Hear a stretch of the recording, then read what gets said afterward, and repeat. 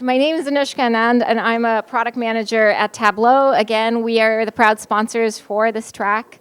So I'm going to use this time to briefly talk about what is Tableau, what is our perspective on AI and ML, and basically hit on some of the things this morning, which are like, what does it mean to build a product where you're leveraging AI and ML? So again, there are a couple of seats sprinkled up in front. If you're coming in, feel free to grab them. So I started out being one of those people that tinkered on the theoretical part of machine learning and writing academic papers and trying to influence product from being on a research team. And after 5 years or so, I switched over to being a product manager, and we'll talk about some of the products I've helped build up. It's really exciting to be at a company like Tableau. This is the research I was doing, which is trying to help people see and understand their data. We talk about AI and ML. A key piece of that is data. And what we do at Tableau is really help everyone see and understand data, not just people who know stats and know programming, but just really anyone. And so we do that through our end-to-end analytics platform, starting with the product that I currently work on, which is Tableau Prep. It helps people confidently and quickly clean and combine and reshape their data. We've got Tableau Desktop, which is the key product that has democratized data analysis. It's a powerful yet easy to use interface for anyone to look at data. And lastly, you've got Tableau Server, Tableau Online, so that's letting you get to self-service analytics. That's saying anyone can share their insights with others and easily manage those data assets.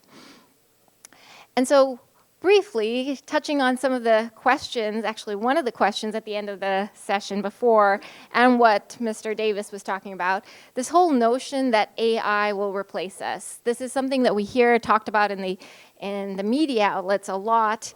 And in our world of data analysis, the thing that we hear a lot is AI will like scan through all your data and magically find the insights, and it will get rid of all of the biases that are in people and in data. And of course, as Mr. Davis talked about before, that's totally not true, because AI algorithms are basically encoded by people, and so they have a lot of the assumptions that we make. And the data that we look at is often really biased. And again, Mr. Davis talked about some of those examples of these really public faux pas when big companies get things wrong. And algorithms highlight some of the gender and racial biases that are inherent in the data that we collect because of social structures that aren't equal in society right now. So what are we doing? Well, we're looking at this from the, I would say, correct perspective, which is saying that no, the AI algorithms aren't going to replace us. What we're doing is trying to leverage them so that they assist the analyst, right? So kind of what he talked about before too, it's going to automate some of the more tedious and really the error-prone tasks. So you've got a large data set, you don't actually want to look at every single slice of the data.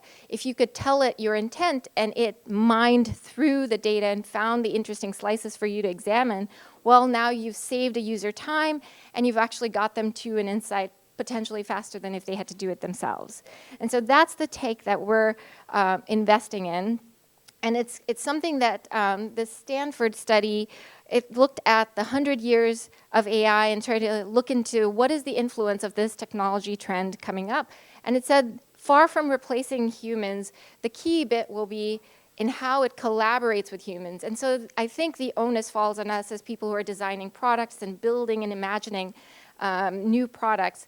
How do we build products that are really looking at the collaboration between AI technology and people?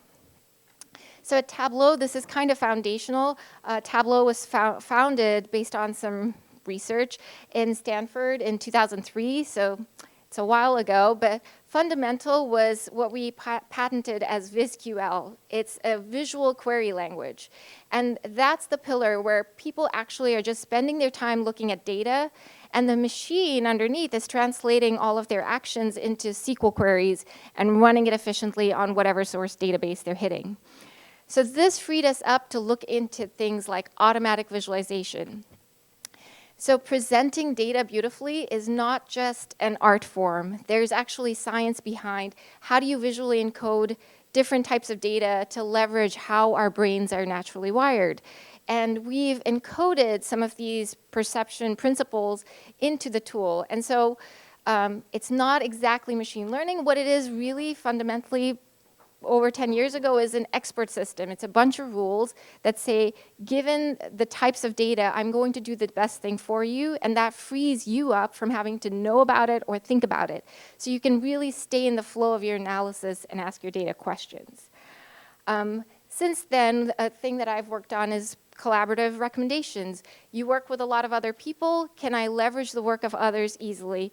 Can the tool recommend how to connect to the data and how to connect to it correctly, which are often the most painful parts of figuring out what to do with data?